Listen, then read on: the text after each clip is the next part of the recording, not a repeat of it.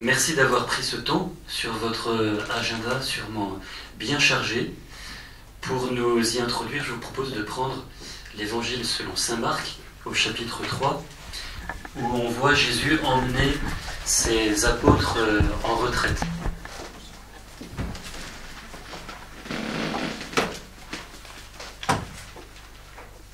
Pardon, non, c'est 6, je suis...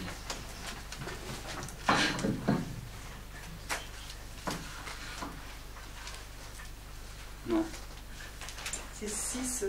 Oui, je me suis trompé. 6, 30. Merci. Merci.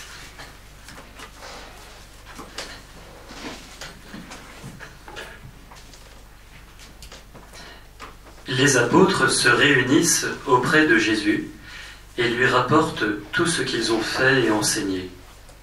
Il leur dit : « Venez à l'écart, dans un endroit désert, et reposez-vous un peu. » Venez à l'écart dans un endroit désert, reposez-vous un peu. Venez vous reposer ce soir sur le cœur du Christ. Voilà ce que le Seigneur nous propose, de venir nous reposer en lui, à l'écart. De fait, les arrivants et les partants étaient si nombreux qu'on n'avait même pas le temps de manger. Je ne sais pas si tous ont eu le temps de dîner ce soir. Mais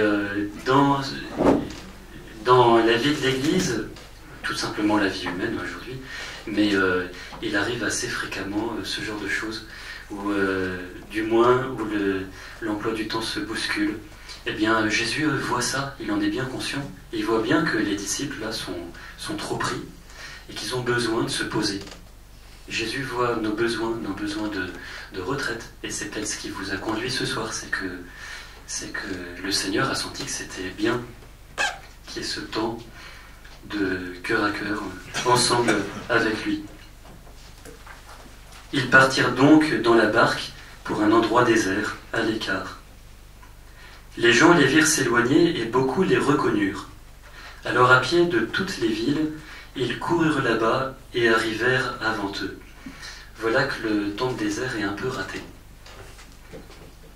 Malgré tout, malgré toute cette bonne volonté de prendre les moyens pour être seul avec le Christ, ben voilà que les foules reviennent. Alors ce soir, ce serait un peu ce qu'on pourrait accueillir ensemble, c'est les foules.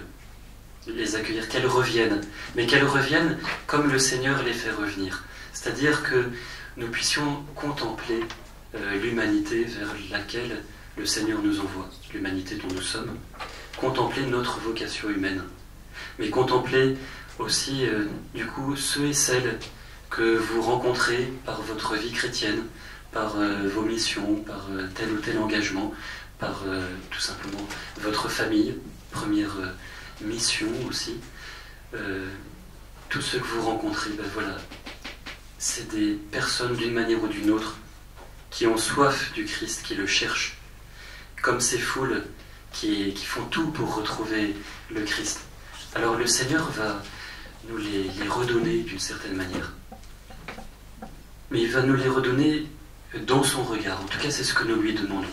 Seigneur, donne-nous de contempler avec toi cette humanité vers laquelle tu nous envoies. Et ce sera un peu, c'est ça le thème de ce soir, contempler dans le regard de Jésus l'humanité vers laquelle il nous envoie. Et contempler notre vocation à nous en même temps, évidemment. Et voilà ce qui se passe. En débarquant, Jésus vit une grande foule. Il fut saisi de pitié envers eux, parce qu'ils étaient comme des brebis sans berger. Tout change ici parce que Jésus a posé son regard sur ces foules. Et il voit des brebis, ce que les autres ne voyaient pas, des brebis sans berger, des brebis fatiguées parce qu'elles sont sans berger. J'ai dit ça tout à l'heure, mais je reviens là-dessus. Pourquoi les brebis sont fatiguées? Pas parce qu'elles ont trop marché, parce qu'elles ne savent pas où aller. Pourquoi l'humanité est-elle fatiguée? Pas parce qu'elle marche trop, pas parce qu'on lui en demande trop. Le cœur de l'homme est capable de donner énormément, beaucoup plus que ce que chaque personne croit possible. Mais il manque un berger pour dire où il faut aller, quel est le sens. Voilà. Qu'est-ce qui fatigue le cœur de l'homme? C'est la perte du sens. Autrement dit, c'est de ne plus connaître ou de ne pas encore connaître sa vocation. Donc, inversement, qu'est-ce qui dynamise le cœur de l'homme? C'est de pouvoir contempler ce qu'il est sous le regard de Dieu, ce qu'il est destiné à être, quel est son chemin, quelle est la route qui est devant lui. Et là, l'Église a une immense responsabilité, parce que dans la foi, à cause de la foi, elle est la seule à pouvoir dire, en définitive, à cause du Christ qui s'est révélé, où va l'humanité? Et Jésus voit ça. Il voit cette fatigue qui n'est pas physique, mais qui est existentielle. Cette fatigue de ceux qui sont sans berger, ou de nous quand nous perdons le but. Souvent, dans l'épreuve, dans le brouillard, la première chose à faire, c'est de revenir à notre vocation. Revenir à l'appel du Seigneur. Revenir au but. C'est ça qui nous donnera l'énergie. Alors, Jésus se mit à les instruire longuement. Déjà l'heure était avancée, un peu comme ce soir. Ses disciples s'étaient approchés et lui disaient « L'endroit est désert et il est déjà tard, renvoie-les, qu'ils aillent dans les fermes et les villages des environs, s'acheter de quoi manger. » Et Jésus répond « Donnez-leur vous-même à manger. » Je m'arrête là, vous connaissez la suite, c'est la multiplication des pains. Mais donnez-leur vous-même à manger. Seigneur, on voudrait un peu régler le problème de ces foules, parce que c'est lourd, c'est plus le moment, c'est trop. Donnez-leur vous-même à manger. J'ai mis en vous tout ce qu'il faut pour votre mission. Et c'était le sens de la lecture lors de notre prière d'introduction. Le Seigneur a mis en vous tous les dons de la grâce dont vous avez besoin. Tous les dons de la grâce sont là. Alors, ça implique évidemment un acte de foi parce que le missionnaire, le baptisé, est toujours un pauvre qui est rempli de la vie du Christ, mais qui souvent sent sa pauvreté. Et d'ailleurs, c'est bon signe. Ça montre bien que la richesse qui est en nous ne vient pas de nous. Mais donc, c'est classique et normal et bon que dans un engagement de vie chrétienne, nous nous sentions un peu démunis. Mais le Seigneur nous dit, crois. Crois surtout si l'Église t'a envoyé, si l'Église a discerné avec toi. Crois au don de la grâce. Crois que tu peux donner à manger, que tu peux donner la nourriture dont ceux vers lesquels je t'envoie ont besoin. Alors voilà, que le Seigneur nous donne ce soir de contempler un peu cette vocation de l'humanité et donc de porter un regard un peu renouvelé sur ceux et celles vers qui nous allons. Ceux qui sont malades, les enfants de cœur, qui ont besoin de grandir dans la foi, les paroissiens, la famille, voilà, tout cela. Le Seigneur nous demande de les voir dans son regard. Et ça nous donnera un nouveau dynamisme toujours. Ça renouvellera toujours notre mission. Alors, je pars un peu de ce qui s'est passé au Concile Vatican II. Alors pourquoi ? Parce que, d'abord, personnellement, ça m'a beaucoup fasciné de découvrir, de creuser le texte notamment de Gaudium et Spes. Et puis, alors je verrai pourquoi après, et puis aussi parce que notre vocation, alors ça me permet de me présenter un peu, notre vocation de fraternité monastique de Jérusalem, donc il y a des frères et des sœurs, c'est de vivre la vie monastique sous des formes assez classiques, hein, finalement, de vie fraternelle, avec une certaine clôture, avec les temps d'office, de prière, de repas en silence, et ainsi de suite, de vie de silence, vie de cellule. Bon. Mais la spécificité, c'est de le vivre en petite fraternité dans des grands centres urbains, comme Paris, à Saint-Gervais. Moi, je viens d'être envoyé à Bruxelles, où nous avons une communauté.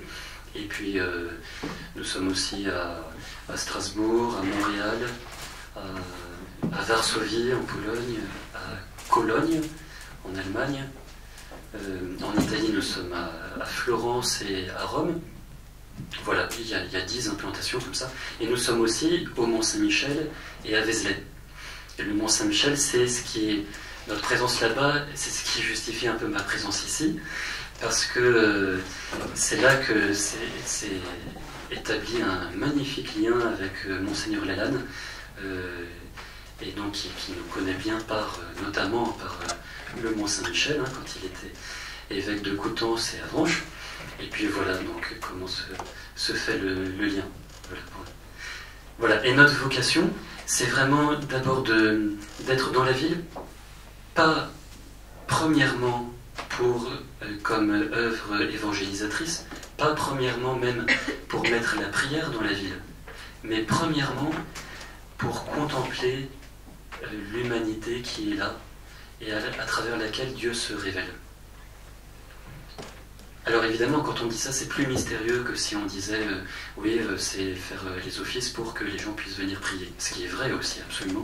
Mais c'est plus profond que ça. Et ce qui nous fait tenir, d'ailleurs, c'est de sentir que chercher Dieu, c'est non seulement possible, mais ça peut être un magnifique chemin dans des centres de l'humanité. Vraiment des centres où on sent non pas seulement beaucoup de personnes qui vivent, mais un peu l'humanité qui est là, c'est des carrefours d'humanité. C'est le cas des grandes villes dont je vous ai parlé, mais c'est le cas aussi du Mont-Saint-Michel. C'est un carrefour d'humanité. Et pouvoir poser parce qu'on essaye de vivre un cœur à cœur avec le Christ, pouvoir entrer dans le regard que lui pose sur ces hommes et ces femmes. C'est pas notre regard à nous. Par nous-mêmes, on est incapable de voir la profondeur du cœur de l'homme.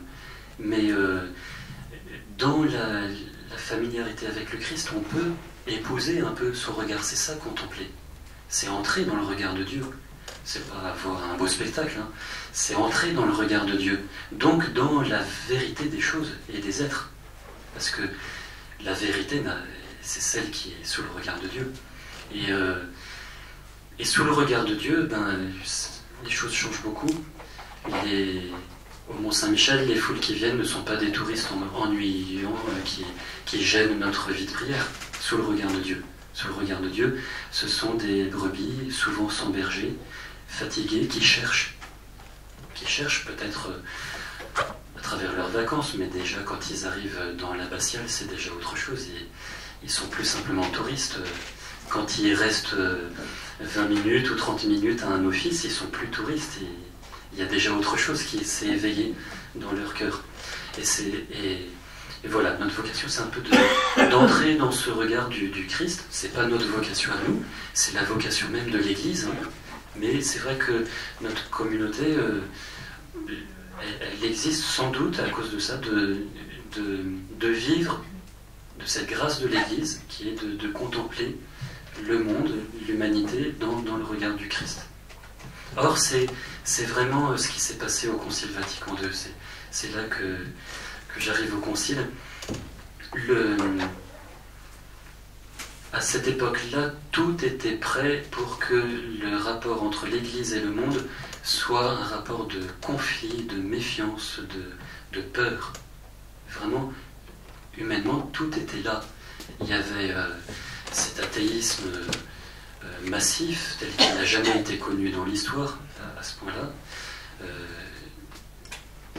Ça se préparait depuis longtemps, mais c'était flagrant à ce moment-là. Il y avait l'énorme question du communisme, du socialisme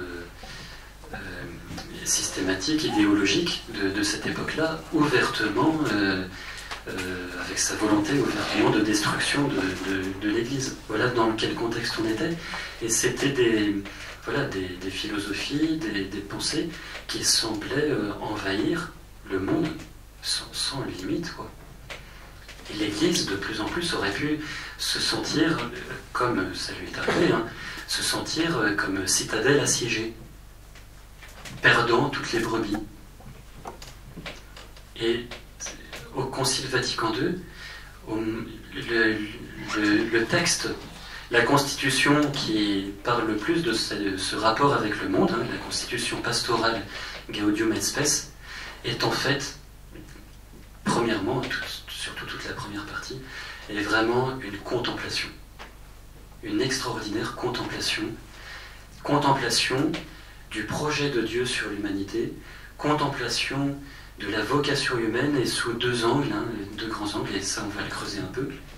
Je me rappelle plus jusqu'à Michel, j'ai pas regardé le début. Jusqu'à mon avis 35 à peu près. D'accord, pour que je me perde pas parce que ça me passionne. Mais contemplation de l'humanité, de la vocation de l'humanité dans le projet de Dieu, sous l'angle de la vocation personnelle, unique, de chaque homme, de chaque femme, sous l'angle aussi, et peut-être même d'abord, de la vocation universelle, globale de toute l'humanité. On n'aura pas le temps de relire, de creuser un peu les textes, mais vous les avez, des citations de Gaudium et Spes, c'est le recto de la feuille, là où il y a le moins de citations. Le verso, c'est des citations monastiques. Mais donc on ne creusera pas énormément ce texte, mais quand même quelques expressions. Ce texte de Gaudium et Spes parle de la magnificence de la vocation humaine. Un mot assez rare, hein. Magnificence, ça dit l'émerveillement de l'Église, qui par la foi peut vraiment s'émerveiller de la vocation humaine. On parle de la sublimité de la vocation humaine. On parle de la noblesse native de l'homme. C'est vraiment un émerveillement, une contemplation de l'extraordinaire vocation de chaque personne humaine et de l'humanité en général, du genre humain, appelé, c'est l'une des citations, appelé à devenir la famille de Dieu. C'est une expression qu'on trouve plusieurs fois dans ce texte. L'humanité, hein, il s'agit de l'humanité entière, dans le projet de Dieu, appelée à devenir la famille de Dieu. Alors je voudrais détailler un petit peu ces deux points, en précisant aussi quel a été un petit peu, comment est-ce que le concile comment est-ce que les pères conciliaires ont pu entrer dans ce regard de contemplation alors que, comme je le disais, tout était prêt pour le conflit, au moins pour des réactions défensives. Eh bien, parce que sous le souffle de l'Esprit Saint, l'Église a voulu faire une sorte de travail un petit peu de creuser le cœur de l'homme. Qu'est-ce qu'il y a en dessous de ce qui peut faire même peur, de certaines aberrations, de certains échecs apparents. Qu'est-ce qu'on peut retrouver de la vocation de l'homme? C'est un petit peu ce qu'il y a derrière l'expression de signe des temps. Il s'agissait de retrouver, de discerner les signes des temps. C'est le pape Jean XXIII qui avait repris cette expression de l'Évangile, hein, mais en lui donnant un sens un peu particulier, qui devait être de retrouver l'action de l'Esprit Saint dans cette humanité qui ne semblait plus suivre le Christ, qui semblait tellement éloignée du Christ. Eh bien, croire que l'Esprit Saint agit, parce que l'Esprit Saint donne les moyens du salut à tous, par l'Église, par la grâce qu'il donne à l'Église, mais ça concerne toute l'humanité, d'une manière mystérieuse. Mais retrouver l'action de l'Esprit Saint dans les cœurs, comment l'Esprit Saint guide malgré tout les hommes et l'humanité en général. Retrouver les signes des temps, c'était donc chercher, mais il fallait chercher loin. Alors je prenais l'image, on est à Massabielle, c'est le nom de cette maison. Et c'est un peu un symbole, mais vous savez que Sainte Bernadette, lors des apparitions, à un moment, entend la Vierge Marie qui lui demande allez boire à la fontaine et vous y laver. Et alors elle va chercher l'eau là où c'est le plus évident, derrière, dans le fleuve qui est derrière le Gave. Et la Vierge Marie lui indique non, c'est dans la boue. C'est là, au pied de la grotte, dans le fond même de la grotte, qu'il faut aller chercher. Et Bernadette creuse la boue, et elle se lave, elle hésite, hein, vous savez, et puis finalement elle se lave, mais en se salissant. Elle se lave en se salissant avec la boue. Mais sous la boue, il y avait la source. Et la source, si on la voit aujourd'hui, elle est magnifique, pure, miraculeuse. Alors, c'est un peu le geste qu'a fait l'Église, que doit faire l'Église toujours. Aller creuser, parfois, et souvent, sous la boue, quelle est la source dont vit l'humanité, qui guide l'humanité. Et parfois même, et j'y reviendrai, mais pour creuser sous la boue, il faut aussi que l'Église se salisse un peu de cette boue, d'une certaine façon. Eh bien, c'est un peu symbolique, mais c'est une façon peut-être de lire Gaudium et Spes, parce que l'Église parle de l'athéisme, elle parle aussi du communisme, sans dire directement ce mot, mais on sent très bien qu'elle parle du communisme. Mais qu'est-ce qu'elle cherche à voir derrière ? Elle cherche à voir les signes des temps, elle cherche à voir les aspirations profondes de l'humanité. De creuser sous la boue, parce que vraiment, il fallait dénoncer l'athéisme, il fallait dénoncer une philosophie ou une idéologie qui écrase la personne humaine, comme on le voyait dans l'actualité de cette époque-là, en tout cas. Eh bien, il fallait le dénoncer, mais l'Église ne s'est pas attardée à ça. Elle n'a pas voulu dénoncer, elle a voulu chercher en dessous. Qu'est-ce que ça veut dire ?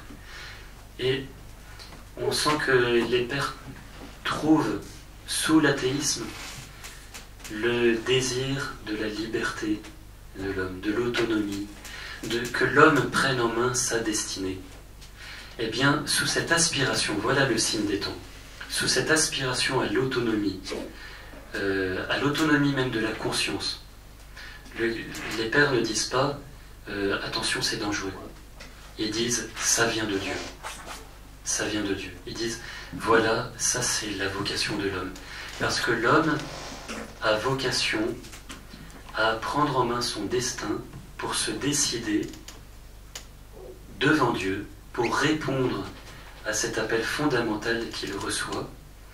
Et on va creuser ça un peu, cet appel fondamental à entrer en communion avec le Christ.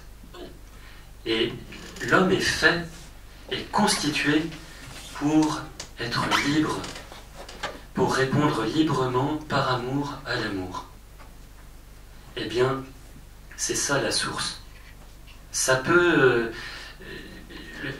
si c'est pas guidé, si cette source n'est pas guidée, elle peut former de la boue, elle peut former de la révolte, un tel désir de liberté qui est désaxé, désordonné, que ça devient de la révolte même contre Dieu, contre les images qu'on a de Dieu.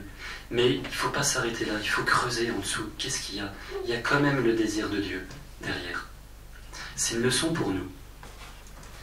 On voit que contempler, c'est aller chercher en profondeur, regarder dans le regard du Christ ce qu'est l'homme, c'est éminemment actif. Il ne faut surtout pas opposer contemplation et action. C'est éminemment actif, c'est ça qui va nous donner la fécondité, l'élan même pour aller rencontrer l'homme, c'est de sentir cette source qui est dans son cœur et d'y croire. Parce que parfois on ne le voit pas, parfois on voit que la boue.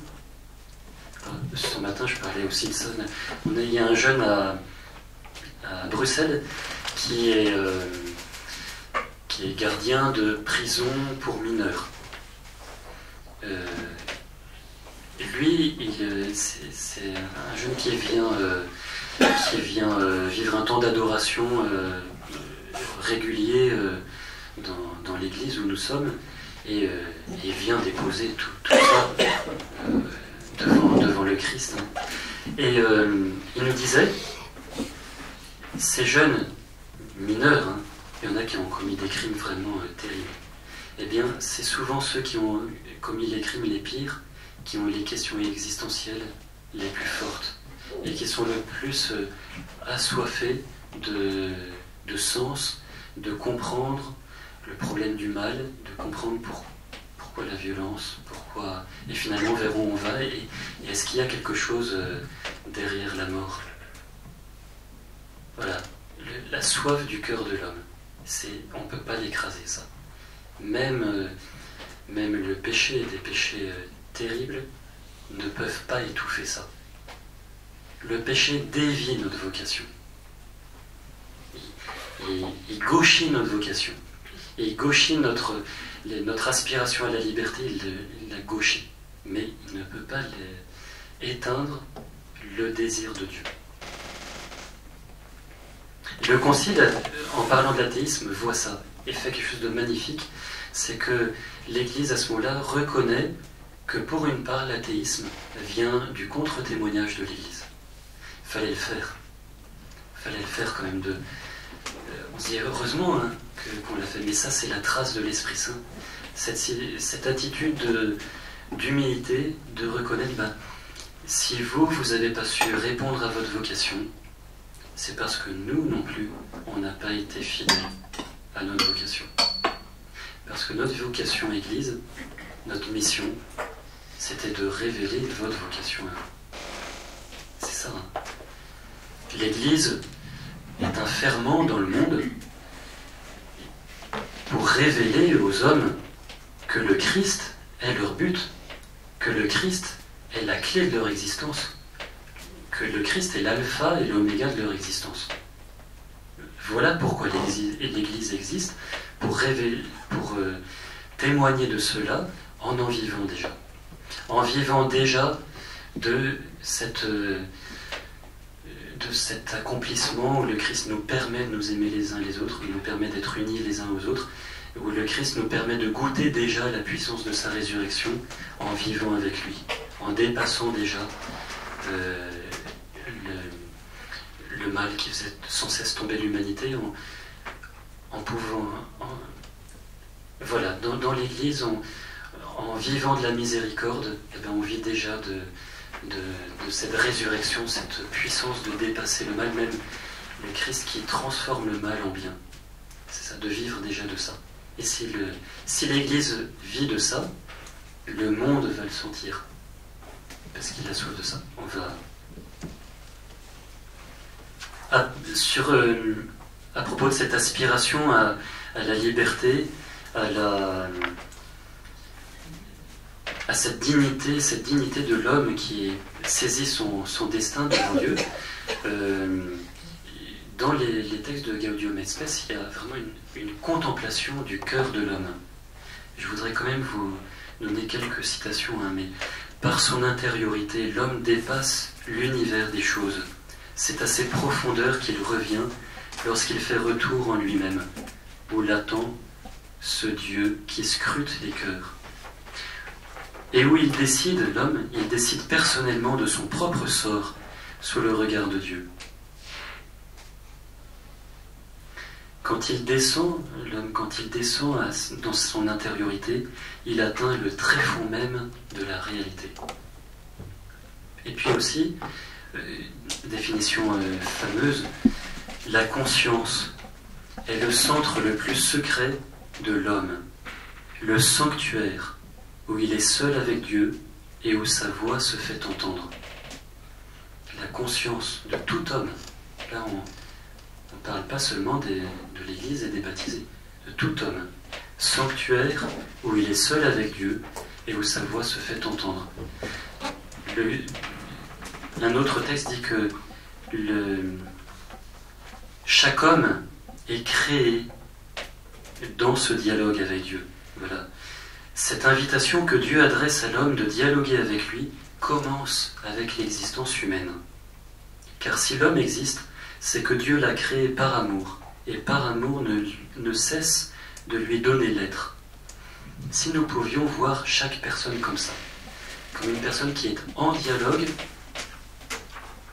pas forcément conscient, mais au moins Dieu l'appelle constamment.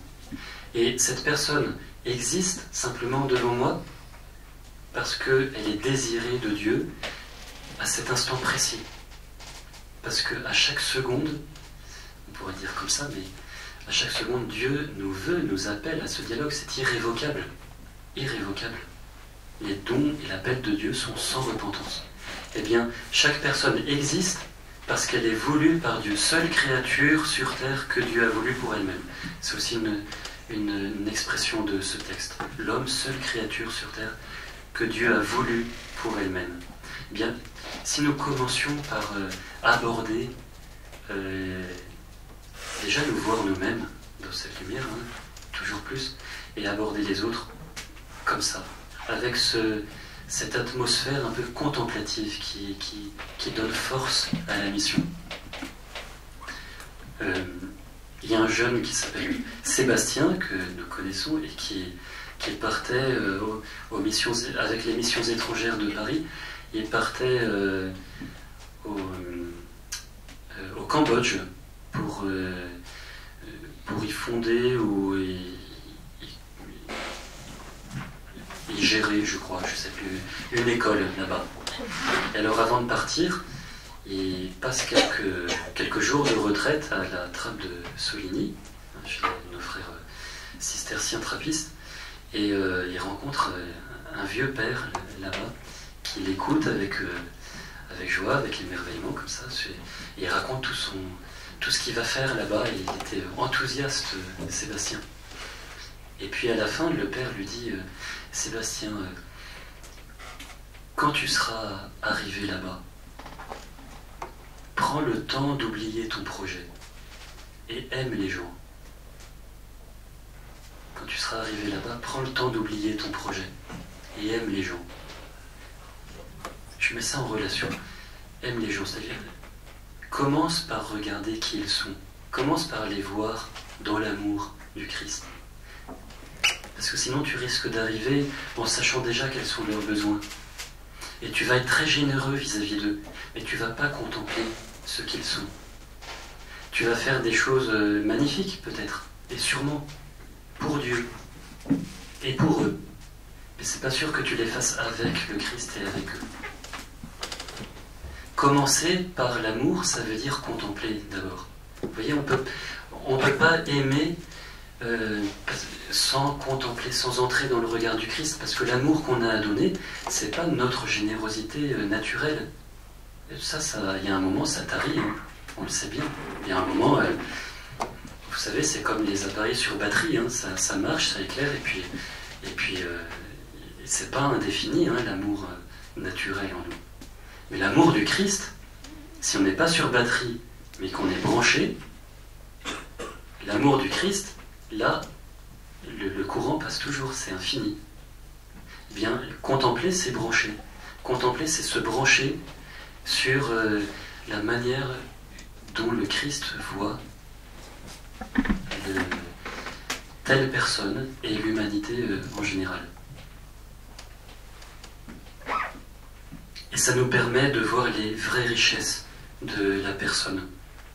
Ça, c'est une autre histoire magnifique, je ne sais plus, je ne vous l'ai pas raconté encore, c'est tout à l'heure, sur l'abbé Pierre, vous connaissez l'histoire du premier compagnon d'Emmaüs, Georges Le Guay, je crois. Alors, vous allez voir, c'est une belle histoire. Georges Le Guay, avant d'être compagnon d'Emmaüs, téléphone, je crois, à l'abbé Pierre, désespéré, tout à 2 doigts du suicide. Et voilà, sa vie par terre. Et il dit à l'abbé Pierre, vous êtes la dernière personne à qui je parle. Voilà. Et l'abbé Pierre lui dit, vous avez tout perdu, moi j'ai rien à vous donner. Mais vous pouvez m'aider à aider. Et là, vous avez quelque chose à donner. Venez vite ce soir, j'ai une famille à reloger. Et voilà, il est devenu compagnon d'Emmaüs. Brebis, fatigué, parce que sa vie n'avait plus de sens. Il fallait quelqu'un qui contemple cet homme et qui puisse découvrir que dans cet homme où apparemment il n'y avait plus de source, ben si, il y avait une source, Et cette source, c'était d'aimer, c'était de sa capacité à donner. Vous voyez, mais il fallait ce regard de l'abbé Pierre sur la dignité du cœur de l'homme, toujours capable d'aimer, même quand il y a de la boue, là c'était le désespoir. Eh bien, il a réussi à trouver là-dessous, parce qu'il y croyait, parce qu'il le contemplait dans le regard du Christ, parce qu'il y croyait, il a réussi à toucher la source, donner. Vous êtes capable de donner. C'est votre dignité, c'est votre beauté. Vous avez un cœur qui est capable de rayonner. Et là, nous, Église, on a toujours baptisé, voilà une grande mission qui vient directement de cette contemplation, grande mission d'être maternel, paternel, d'être capable de laisser, de provoquer la croissance de cette vocation humaine, de ce désir de Dieu, de ce cœur de l'homme qui est toujours là. Et parfois dans l'Église, on a des scrupules à demander. Mais c'est justement, si on demande parce qu'on croit à ce que l'autre peut donner, ça éveille les vocations, ça éveille les engagements. Je sais que nous, c'est notre risque. Alors très souvent, comme moine et monial, on est limité parce qu'on voit très vite ce qu'on ne peut pas donner, parce qu'on sortirait de notre vocation contemplative. Mais par contre, on sent tout le travail que c'est d'apprendre nous-mêmes à susciter les vocations, au sens à susciter ce que la personne peut donner. Et pas toujours penser que c'est à nous de donner, à nous de répandre l'eau vive et tout ça. Alors, c'est d'abord l'attitude du Christ avec la Samaritaine. Il dit, donne-moi à boire. Ben ça veut dire que tu es digne. Comment tu me parles à moi? Elle est surprise que le Christ lui donne cette dignité. Non, en gros, c'est pas possible, tu peux pas me regarder comme ça. Eh bien si, donne-moi à boire. Dieu qui se fait d'abord celui qui demande. Et alors l'autre aspect, et je veux terminer un peu par là, c'est contempler non seulement le cœur de l'homme. Vous avez beaucoup d'extraits de textes qui montrent cette splendeur du cœur de l'homme. Thérèse d'Avila l'a reçu en vision comme un diamant dans le cœur de tout homme. Diamant qui peut être dans une gangue, mais diamant toujours. Donc dans le cœur de l'homme, nous, il faut être des chercheurs de trésors un peu. Déjà croire qu'il y a le trésor. Mais il y a ce deuxième aspect, encore plus fondamental peut-être. L'humanité entière est appelée à devenir famille de Dieu. Même le Gaudium et Spes va jusque-là, je vais quand même vous citer ça, c'est tellement beau. C'est le texte numéro 8 et 9. Ce caractère communautaire de la vocation humaine, le fait que nous sommes le genre humain, nous sommes en relation les uns et les autres, aucun être humain ne peut vivre par lui-même seul. On est membres les uns des autres, déjà par nature. Mais ce caractère communautaire qui est une vocation déjà inscrite en nous par nature, se parfait et s'achève dans l'œuvre de Jésus-Christ. Car le Verbe incarné en personne a voulu entrer dans le jeu de cette solidarité. Cette solidarité humaine, déjà donnée par nature, devra sans cesse croître jusqu'au jour où elle trouvera son couronnement. Ce jour-là, les hommes sauvés par la grâce, famille bien-aimée de Dieu et du Christ leur frère, rendront à Dieu une gloire parfaite. Et on va plus loin, d'ailleurs le texte le dit lui-même, allons plus loin. Allons plus loin sur la splendeur de cette vocation à être un seul corps en humanité. Quand le Seigneur Jésus prie le Père pour que tous soient un, comme nous sommes un, il ouvre des perspectives inaccessibles à la raison. Il nous suggère qu'il y a une certaine ressemblance entre l'union des personnes divines et celle des fils de Dieu dans la vérité et dans l'amour. Il y a une certaine ressemblance. C'est extraordinaire. Dieu nous a créés finalement comme un reflet de son mystère.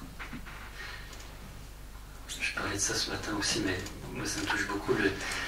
Souvent j'aime bien lire des articles, je ne suis pas du tout scientifique, mais des articles de revues parfois un peu, ou de... on ne reçoit pas de revues scientifiques, mais parfois il y a des petits articles dans la Croix sur des aspects de découverte scientifique, et souvent sur le cosmos et tout ça. Et alors j'ai un frère aussi qui travaille là-dedans, un frère de sang, et de penser qu'il a fallu 14 milliards d'années, hein, on le sait maintenant, 14 milliards d'années pour obtenir ce que nous sommes, là, maintenant. Et en fait, ça, j'étais fasciné de découvrir ça, que le 14 milliards d'années, c'était le minimum. C'est aller le plus vite possible. La vie est sortie dès que les conditions étaient possibles. Il n'y a pas eu d'attente. Immédiatement, dès que tout était réuni, c'est évidemment étourdissant tout ce qu'il fallait pour qu'on existe. Eh bien, voilà, nous avons été préparés. Cette création a été préparée. Cette humanité, elle a été préparée. Elle a été voulue dans un écrin extraordinaire, d'une intelligence inimaginable pour que l'humanité existe. Parce que Dieu a voulu créer un univers qui soit un univers qui lui réponde, un univers de personnes libres, et qui soit non seulement des personnes qui, une à une, puissent lui répondre, puissent entrer dans une alliance avec lui, et finalement entrer dans sa vie éternelle, dans son amour, mais que toute cette humanité forme un corps, et que ces milliards de personnes entre elles aient des relations qui sont le reflet des relations des personnes dans la Sainte Trinité. Que dans l'amour, chacun porte tous les autres, et que dans l'amour tout soit partagé, que la vie circule, comme elle circule entre les personnes divines. C'est évidemment extraordinaire, ça nous fait un peu survoler les choses à 10 000 km, mais il faut contempler ça de temps en temps. Et alors redescendons maintenant, et je termine par là, redescendons, le Concile cherche quel est le signe des temps derrière le communisme, derrière des idéologies qui veulent promouvoir l'unité du genre humain, mais contre Dieu et sans Dieu. Quel est le signe des temps qu'il y a derrière ça? C'est l'aspiration à l'unité, aspiration à l'unité du genre humain. Les hommes sont comme des aveugles qui cherchent juste, qui ne trouvent pas, qui créent des choses aberrantes, mais parce qu'ils cherchent juste, ils cherchent l'unité. Et voilà, ça vient de Dieu. C'est inscrit dans le cœur de l'homme. On ne peut pas vivre sans l'unité. Tous nous cherchons l'unité. L'unité de notre famille, l'unité on ne peut pas vivre si on ne connaît pas un peu d'amour, un peu de réciprocité dans la gratuité. On ne peut pas vivre sans ça. Par vocation, nous sommes faits pour ça.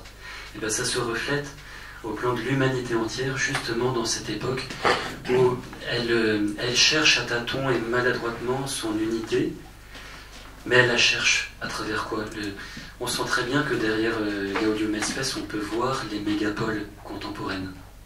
Ces mégapoles gigantesques, hein, comme Paris, là on est un peu à la lisière de la forêt et de Paris, mais cette mégapole, sans doute 12 voire 13 millions d'existences.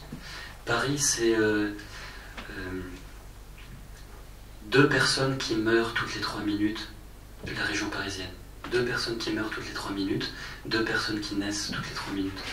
C'est à peu près stable. Eh bien, vous faites horizon un quart d'heure, ça fait combien de personnes qui ont rencontré le Christ?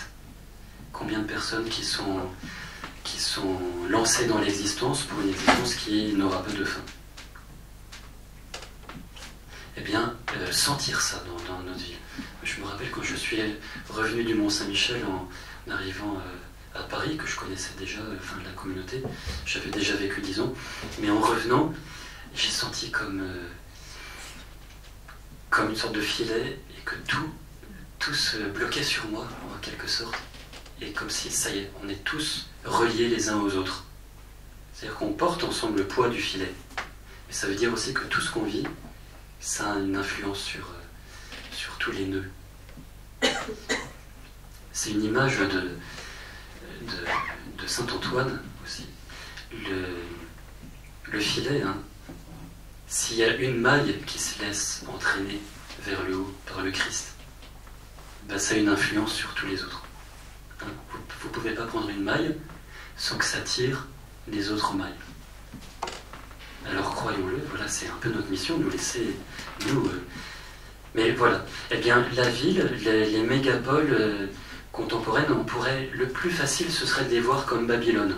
C'est ça, c'est un peu la boue qui arrive en premier à nos regards humains, enfin nos regards de chair, et c'est vrai en partie. C'est vraiment des lieux où se concentrent toutes les contradictions de l'humanité. Et là, c'est des lieux durs, les mégapoles. Mais est-ce que le Christ le voit comme ça? Le Christ, il nous apprend à voir une humanité qui cherche à tâtons son unité, qui la cherche pour peut-être des mauvais motifs ou des motifs insuffisants. Mais voilà, une mission de l'Église au cœur de la ville, donner le panneau indicateur en disant ce que vous cherchez c'est juste, mais voilà la direction. La direction, c'est pas Babylone, c'est Jérusalem céleste. Et voilà ce que l'Église doit vivre, et c'est pas par hasard que l'Église a été fondée dans la ville, à la Pentecôte. Elle donnait la vraie possibilité de l'unité dans un lieu humain où les hommes vivent ensemble. Mais pour que les hommes vivent vraiment ensemble, il faut ce ferment qu'est l'Église, ce ferment qui donne la vraie unité, celle qui vient de l'Esprit Saint, celle qui vient de l'amour, celle qui vient de la communion avec le Christ. Donc nous, Église, si nous vivons vraiment de cette communion au cœur des mégapoles, il n'y a pas de doute que d'une manière ou d'une autre, cette humanité qui cherche son unité peut être attirée en voyant quelle est l'unité qu'on peut vivre dans l'Église. Alors ça veut dire aussi soyons fidèles à notre vocation en Église. Prenons soin de cette unité qui nous est donnée, cette vocation à nous aimer les uns les autres, à faire corps ensemble, à avoir besoin les uns des autres, à vivre nos missions ensemble en comptant les uns sur les autres, en dialoguant. Prenons soin de cette unité qui nous est déjà donnée, parce que le risque c'est qu'on ne prenne pas assez soin du don de l'unité, parce que peut-être on ne le contemple pas assez, on le célèbre peut-être pas assez, et on n'en prend pas assez soin, et du coup on peut vivre côte à côte nos missions, puis partir à la dérive un peu les uns des autres, s'isoler un peu dans sa mission pour le Christ, pour le Christ, mais finalement ne plus la vivre assez dans le corps de l'Église. Et puis on insistait là-dessus tout à l'heure, mais faire attention à tout ce qui est du poison contre l'unité. Et il n'est pas forcément là où on le pense, il n'est pas forcément dans les gros péchés, il est souvent dans les petites choses apparemment, dans les récriminations, dans les jugements. Là, il y a quelque chose qui blesse l'unité, et donc l'Église est attaquée là-dessus de l'intérieur, c'est évident. Celui qui n'aime pas la mission de l'Église, le malin, il essaye très souvent de faire tomber les baptisés par là. Donc soyons fidèles, un peu comme on prend soin du corps d'un nouveau-né, il faut prendre soin de l'unité du corps que nous formons. Et je terminerai par là, mais sur un peu la liturgie. Parce que dans la liturgie, je crois que c'est un moment vraiment où d'abord nous vivons, nous célébrons le Christ, nous célébrons le mystère de Dieu qui s'est révélé à nous, mais nous sommes un corps, nous formons un corps, et ensemble nous reconnaissons ce don de la grâce de Dieu. Et ça nous forme, c'est la première formation du baptisé, la liturgie. C'est ce qui nous forme. Parce qu'ensemble, nous contemplons Dieu, et du coup, nous pouvons entrer dans ce regard de Dieu sur l'histoire du monde, sur l'humanité. Et en plus, la liturgie, c'est...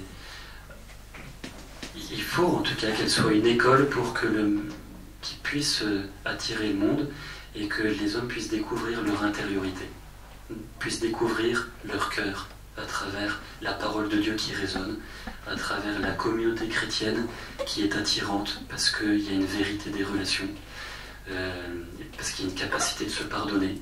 Mais ça attire le monde comme un radiateur qui chauffe, on ne le voit pas forcément, mais ça attire tout le monde. Alors voilà, soyons fidèles à ça, et puis peut-être prenons soin spécialement de ces temps d'Eucharistie, qui est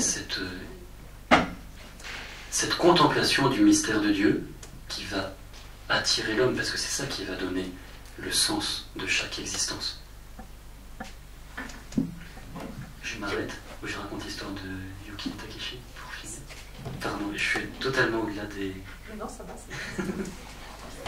ça se sera coupé. Une piste pour la méditation après. Oui, les pistes, pardon. Je termine en vous racontant un petit peu par rapport à la liturgie l'histoire de Yuki et Takeshi, qui sont des Japonais, un couple de Japonais qui est venu au Mont-Saint-Michel. Alors, nous, on les a connus parce qu'ils venaient à tous les offices à l'abbatiale du Mont-Saint-Michel tous les jours. Alors, on était persuadés qu'ils étaient chrétiens. Et puis, du coup, on entre en contact avec eux. Et puis, on découvre que Jésus, non, je ne sais pas ce que ça veut dire, catholique, non.